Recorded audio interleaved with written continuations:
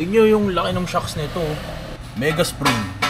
Compared dito sa ano, mga may damping. Pero kasi sila boys, yung BC coilovers, may damping na. Ito wala. Ating tignan.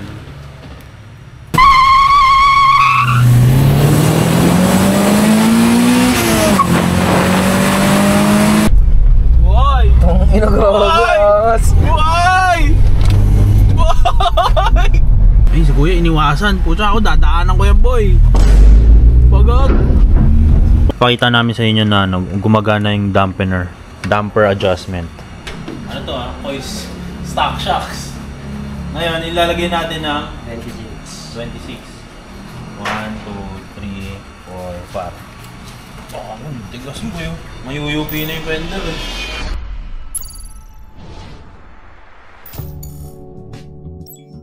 What is up potatoes? What's up sa inyo mga patatas? Babalik tayo guys syempre sa ating panibagong video. So dumating na yung araw kung saan magpapalit tayo ng suspension system para sa ating project car na 1999 Honda Civic SIR. Ayan, ito si Barak Boys. Nakasilong siya dito ngayon. Para po sa mga hindi nakasubaybay sa ating vlogs guys, si Barak po ngayon is currently on coil sleeve. No? So ano ba yung coil sleeve? Meron kasi guys na pag gusto mo kasi mag-lower ng kotse mo, merong mga several options. No? Meron yung cheapest option which is yung putol spring. Puputulin mo yung spring mo syempre para lumowered ka. Pero ang pangit sa putol spring is oonti yung ikot kasi guys nung springs, no? So ang mangyayari, mas liliit yung play, which is sobrang talbog nun, no? Nakatry na rin ako again na mga putol spring kasi syempre yun yung pinaka budget meal. Parang nasa 1K lang ang labor sa pagputol spring. Ito talaga yung cheapest option para kung gusto mo ma-lowered yung kotse mo, putol spring talaga yung option. Sa riding comfort, sobrang tagtag, pre. Ang liit na nga nung play, ang lambot pa ng spring. Another option guys, yung medyo mas angat na onte, is yung tinatawag nilang lowering springs. So merong mga lowering springs specifically designed para sa mga sasakyan. Lowering spring naman, mas maiksi. Kung titignan mo, mas compressed siya guys, no? Pero nare-retain niya yung ikot. Kunwari sa Corolla, ang ikot ng Corolla is I think mga nasa 6 or 5, no? Kapag nagputol spring ka, magiging 4 na, so ang iksi nun. Pero yung lowering spring, na-retain yung ilang ikot na yon. So nandun pa rin yung riding comfort, no? Tsaka yung play ng spring. Ngayon meron pang isa, yung compressed spring yung inipit naman nila. Ngayon, ang pangit naman dun sa inipit, hindi kasi design yung bakal na makompress nung gano'n, no? So tendency nun is napuputol. Ako naputulan na rin ako boys. Nagulat na lang ako bigla pagising ko, ba't ang lower ng kotse ko yung pala putol na yung spring. Susunod naman dyan boys is yung torno. Ano ba yung torno? Ito naman yung binabago yung mounting ng shocks or minomodify mismong shocks, no? So ako, since brand new yung mga shocks na ito, ayoko na, alam mo yung baguhin or i-adjust kung ano yung meron doon yung pagkaka-welding ng mismong factory. Ayoko nung ganun. Though merong mga magagaling na gumagawa, mga tropa natin. Personal preference lang talaga guys na hindi ako masyado fan ng torno kasi minsan kasi babago utak ko, gusto mag stock spring, gusto mag stock height, di ba? Yung susunod na option which is yung ginawa natin ngayon boys is yung ano naman, yung coilovers. Ano ba meron sa coilovers? Usually boys, ang ginagamit ng coilovers talaga sa mga truck. Hindi yung truck na literal na truck truck ride, yung mga likuan, yung mga sprint, yung mga slalom, ganyan. Yung mga ginagamit sa mga drag race. Usually ginagamit ang coilovers sa drag race sa mga ganyang okasyon. Pero kasi boys, coilovers kasi is mahal na, no? Ang brand yun ng BC coilovers para sa Civic, Honda Civic is nasa mga 35,000 pesos. Hindi pa kasama yung kabit, boys. Bibili mo pa lang yun. So, ano ba ang kinagandahan ng coilovers? Syempre, na-adjust mo yung height. Nandyan yun. Kung gusto mo mataas, pwede. Gusto mo mag 4x4, itsura, pwede rin. Sobrang baba, pwede rin. Gusto mo stance, pwede rin. Depende kung anong gusto mo. And kung hanggang saan na-adjust yung coilovers mo. Ayun naman, merong mga adjustments para sa coilovers, no? Meron yung damping, yung preload, tsaka yung height. Usually, tatlo yung boys. Yung damping, kung gaano kalambot, gaano katigas, yung gusto mo pang ride, gusto mo pa pang daily, gusto mo pang race, gusto mo ba yung hindi naglalaro talaga, pwede yung mga ganyan. And yun yung kinuha natin, which is yung papakita ko sa inyo in a while. So ngayon ko palang bubuksan to actually. 4 days after siya ipadala dito sa QC. Kasi wala, babagyo guys eh. Matagal-tagal na rin tayong nakapag coil sleeve guys, no? Ang kinaganda kasi sa coil sleeve guys, na-adjust mo. Parang coilovers din. Pero kasi, sobrang lambot ng springs nun. To the point na antalbog talaga. So kaya kumuha tayo ng coilovers na, no? Tsaka syempre makapag track tayo, iwas rubbing na rin. So sana, ito nga nakuha natin na walang issue talaga, no? Sabi kasi nung binilihan natin boys, ang issue lang daw nito is yung mga gas-gas, no? So ito yung ating panibagong magiging coilover sets. coilover set para kay Barak. Ang brand nito guys is again is Stain. Try natin ipakabit to mamaya. Tapos ang pinakamahal na option I think is yung air suspensions, no.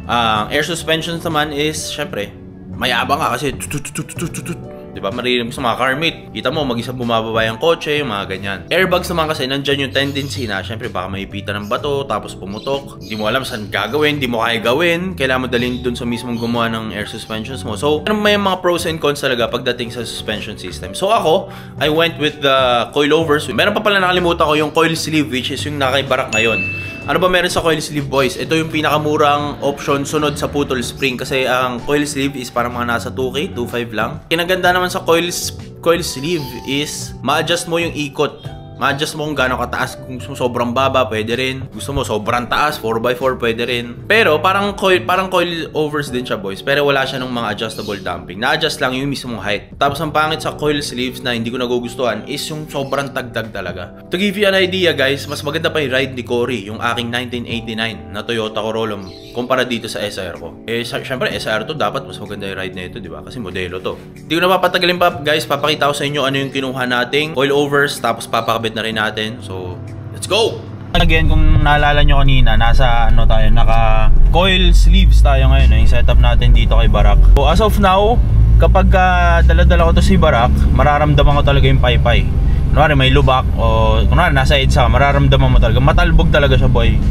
Tapos, andyan yung factor na minsan magbo-bottom out yung mismong shocks. Dahil nga sobrang lambot nung springs and yung mismong spring, mararamdaman mo uuntog talaga. Tapos kung naalala nyo, nasira yung fender liner natin dahil yan sa coil sleeves na gamit natin dito kay Barak. Again guys, kung gusto nyo ng cheapest option, ito talaga yung number 2 kasi number 1 yung putol spring eh. Pero kasi kung gusto mo na medyo na adjust, coil sleeve ang way to go. Pero since masakit siya sa dede, kasi alog ng alog eh, 'di ba? Papa-coil overs tayo. Sobrang lambot ng play. Kunwari, sa mga likuan. Syempre hindi ka ganoon ka-confident na kaya niyang iliko yung mismong kotse, no?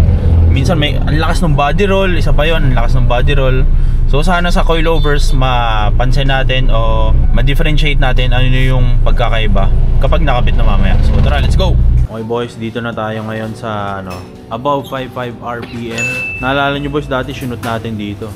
Ngayon, shoot tayo ngayon gabi naman. Meron mga kotse rito boy, oh. EK na yun, oh.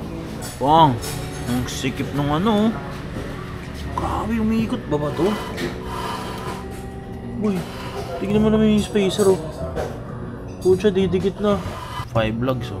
Hanap tayo mga naka-coilover dito boys. Ito yung sa atin kasi boys, walang dampening sa walang hard soft sa taas. Yung sa atin medyo old school tain yung atin eh. Coilovers pa rin. Ito coilovers to boys. Medyo dusty na to boys Ang para ma-adjust mo yung coilovers boys, ito ang iniikot, no. So ito yung tinidor, iikot yan, tataas yan. Yun yung pang lowered nila. Tapos kung gusto mo naman na medyo matigas yung play, pwede rin dito, pwede rin dun sa taas. Ito ang tinatawag nilang camber kit boys. Para ano ba yung gusto mong laro? Gusto mo ba yung flash dito? O medyo nakaganyan? Ayan yung ginagawa nito. Yung mga modelong boys, kasi meron na silang may sila sa taas, hard soft.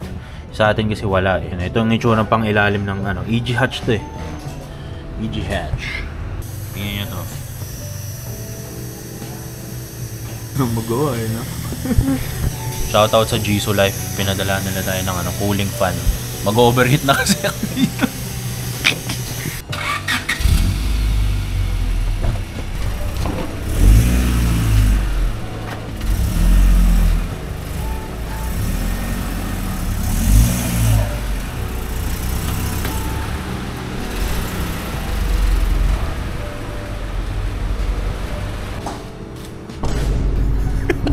Yan ang pinaka-lowered niya. Hindi naman yan 4x4 kuya. Sobrang sagat na sa pinakababang setting. Sana 0.5 yan. Iset mo yan. Para yan ang habulin lang natin. Ibig sabihin, pwede pa iangat to? Yeah, taas dapat taas. Pataas lang siya. Pero sa lowered, yan ang pinaka-lowered. Sana maging 0.5 din. Tigas yan, kapal ng spring yan. Ngayon, boss, ano ginagawa dyan? Testing muna kung iikot. Si Barak natin, no? Bang! Nahiya yung mga sasakyan dito, boys, oh. Kutsa, K-Series. Mga to. Sa pa to, K-Series din. Bawal all stock dito eh. Pangilalim check. Ito guys yung napunit nating fender liner. Ginawan lang natin ang paraan to eh. Ayun o. Skunk 2. Yung low, ano natin, coil sleeve natin. Okay boys, compare natin yung eto. Tama ito eh no. Tignan nyo yung laki ng shocks nito. Mega spring. Compare dito sa ano, mga may damping. Pero kasi sila boys, yung BC coilovers, may damping na, ito wala. Pero ang laki ng spring no. Pucha. Ano mo yun no? Ang laki. Tanggalin lang ang dalawang tornilyo kuya no. Dalawa rin sa ilalim. Pero wag nyo na gawin. Kaya dito ko na lang pinagawa eh. Compare nga natin yan dito. Etong harap. Parehas harap no. Tingnan mo yung difference ng spring boys oh. Pucha, itong taba talaga eh no. Ito ang liit ng play eh. Yan yung comparison boys oh. Coilover natin par. 5 minutes later. Boys, ito ako kinalabasan no. Parang mataas to ah. Tignan natin kung ano nga tindig na ito. Ating tignan. Pwede na. Maganda na. Mataas lang yung likod no. Mataas lang yung likod. Pero pwede na to. One finger gap. Itong harap. Itong likod. Nasa bagay. Testingin natin. Pero dito mataas eh. Ba't ganun? Ito dito 2 fingers eh. 5 minutes later. Okay boys, nag-adjust pa rin kami. After ano na to, 1 hour. Ito ang kinalabasan. Bibilin ko na lang to. Okay, bibidra muna kami boys. Nabili natin to. Let's go. Let's go. Peace Let's out. go. Peace out. Gastos. Let's go. Withdraw. Malapit lang daw eh.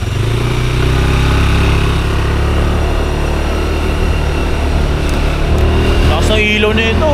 Bang! Napa-withdraw tayo bigla. Napabili pa nga. Hirap maging Honda boy. Ganito pala maging Honda boy, pre. Isipin mo, no? Dalawa yung coilover mo bigla. Paano nangyari yun? Ubusan pera to, boy. Let's go! Baklasan time na to, boys. Putya, napesahan yung sasakyan ni Boss Ednel. Ito na lang kukunin natin, boys. Kunin natin yung coilover na kay Boss Ednel. Ito kasing tain natin na coilovers. Medyo hindi kasi siya na-adjust dito sa taas eh. Ayun o, mapapansin nyo boys, hindi na-adjust dito. Ngayon, yung BC coilovers, meron niyang soft and hard. Ayun, o. Ngayon, kung mapapansin nyo yung atin, wala, no? Tornilyo lang siya. Shock mount lang ang dulo. So, kunin na lang natin to. Ayan, binili natin. Na parts out bigla, no? Ayan na! Wasari. Shoutout na natin mga boys na. Kuya, anong pangalan mo? Nick. Si Nick tsaka si? Boss Kaloy. Si Boss Kaloy. Boss Kaloy, kaway ka naman sa ano natin? Sa vlog natin. Tsaka unexpected gastos to, boy. Napabili tayo ng ano, coilover dahil sa ano na to, lecheng ano na to, dampener na to. 1, 2, 3. Ilang clicks to kuya? 32? 32 din eh, no? Malinis pa, no? Siya napa-withdraw ng di oras eh. Bagay para isang babaan na, no? Isang align na lang, isang trabaho. Kuya, pasensya na. Ito pa yung bossing pala natin ko rito. Si Boss Kaloy, napa-stuntman pa bigla. Yung isa kuya, ano pangalan ng isa? Boss Raymar. Si Boss Raymar. Boss Raymar. Tagahugas lang po ng pinaga. DJ ka dyan kuya. DJ ka dito, boss. DJ. Okay, babao lang from the start. Let's go. Kuya, ano ang kinagandahan nitong mga BC coilovers natin na ngayon? Yan natin, adjustable. Preload, sa height, may damping. Bali tatlo. Okay. Ito height. Height. Ito height. Kung gaano kataas baba kotse mo. Dito naman, Preload. Preload. Kung katigas gusto mo, kung gaano kalambot. Ito, nakaset to ngayon ng ano, daily use. daily use to. Standard. Tapos, dampening. Yun ang na-adjust hard soft. Pagka nag-rides ka, kunyari, marami kayo. Gusto mong di palo na halo. Yan. I-hard ng ano, todo. Pero ngayon, ano na to, even. Pantay-pantay ito. Pantay yan. Ano lang, reset ko lang yung damping. Parang umulit tayo sa simula natin. Yung ano kasi. From the start to lahat. Kinabit, binaklas. Binaklas, kinabit. Nakailang baklas ito. Ang hassle pala maging Honda boy, guys. Parang naawa na ako kila kuya. Time check. Pucha, ano na, 9 o'clock na. Lahat dito kuya busy, no? Ito busy din. No, busy rin to. Ito rin, busy rin. Parang bihira ang tain kuya, no? Pang mayaman talaga yon. Lalo na yung mga bagong model natin. Ito na yung mga coilovers natin. Ito yung sa harap parehas. Binida ko pa to kanina kuya. Gano'n kakapal yung sa tin eh, no? Pucha, ito rin pala yung kinuha yung sa BC. Pero kung titignan mo to kuya, parang mas maganda yung tin kasi makapalit. So ano, laki ng shocks eh. Oh? Wala lang adjustment. Binida pa naman natin to kanina. Napunta rin pala dito sa BC Racing. Dapat to may coil jacket eh, no? Para hindi maluma eh. Di ba, bibilihan natin to. Kung naghanap ko yun ng coilovers para sa EK nyo, PM nyo ako, bebenta ko ng mura sa inyo to. Pamigay presyo, just like before. 5 minutes later. Okay boys, tignan natin ang tindig ngayon. Kuya, kutob mo ito na ba yun? Ito na, wala na ibang option eh, no? Yun o. Okay na sa'yo yung ganyang heads ko. Parang gusto ko nga ibaba ito kuya eh. Yung likod, sakto na yung likod eh. Ito kuya, pwede ba baba natin lahat? Kasi ito yung stock na doon eh, di ba? Baba natin. Okay, baba muna natin boys. Sayang naman yung coilover natin, umataas pa rin eh, no? Ito guys, oh. Gusto ko talaga yung unting-unti lang eh. Pakita namin sa inyo na gumagana yung damper adjustment. Ano to Kois stock shocks. Ngayon, ilalagay natin ng 26. 1, 2, 3, 4, 5. Oh, tigas mo yun. Mayuyupi na yung fender eh. Daily riders. Yung lambot eh, no? Pwede na. May talent na yung coilover natin. Kanina walang talent yung team eh. Fender check boys. Fitment check. Chopper. Magkano ka dikit yan boy oh. Dikit na dikit eh, no? Naghanap tayo ng sakit ng mapapagawa eh. Mapagagastasan na naman. Babalik ako dito kuya, fender liner kuya, nasira. Taas nyo na ulit. Ngayon boys, tatapusin namin to. At mamaya titignan natin kamusta yung ride difference nito kumpara sa coil sleeve. Kaya maganda rin. Boss, ganda guys oh. Pag sumakay ka hindi tatalbog. Dati pag sumakay ako mga 3 talbog eh. Yung wallet ang tumalbog. Wallet yung tumalbog. Okay guys, testingin natin tong sulit yung binayad natin. Tara.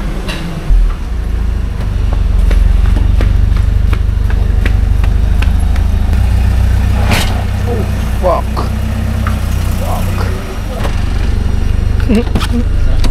Bumaldog agad. Tumama ka boy? Oo, gago. Malakas? Oo.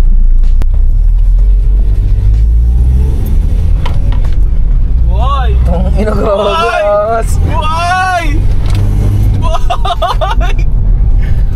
Gogo par. Kung nakaliligo ka, track day. Oh, fuck. Gago, sarap boy.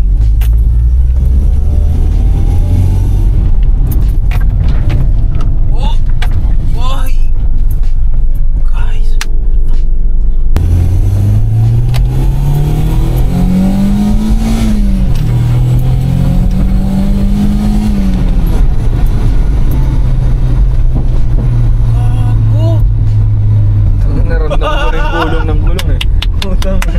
Ramdam! Kagi dito lubak oh. Ay putang ina mo. Gago, buhay na buhay yung shocks natin par.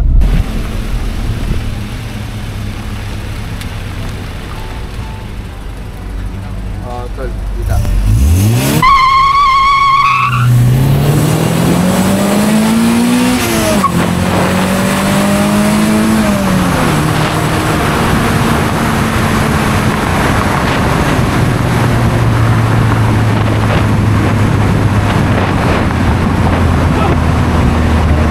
Guys, oh my god!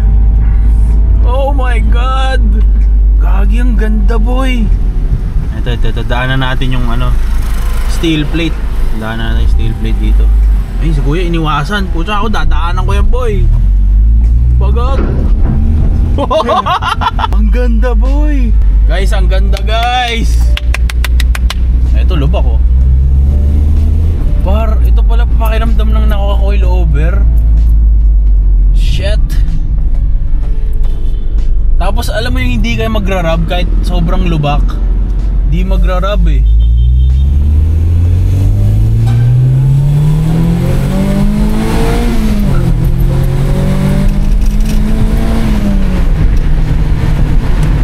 Bang!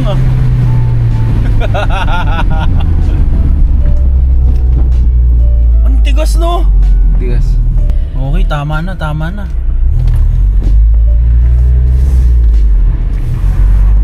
Balik tayo dun, boys. Ganda par, puking ina.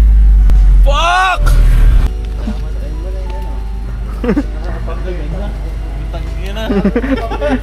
Tuwang-tuwa si Balyo. Hey guys, ano kasi parang sulit na sulit yung binayad natin eh. Papa-align na lang, boss, no? Kailangan magpa-align. Align na lang. Sulit to, boys. Putsang saya. Alam nyo guys, akala ko sabi ko, parang bigat. Dapat dalawa akong coilover pero ang ganda. Ganda.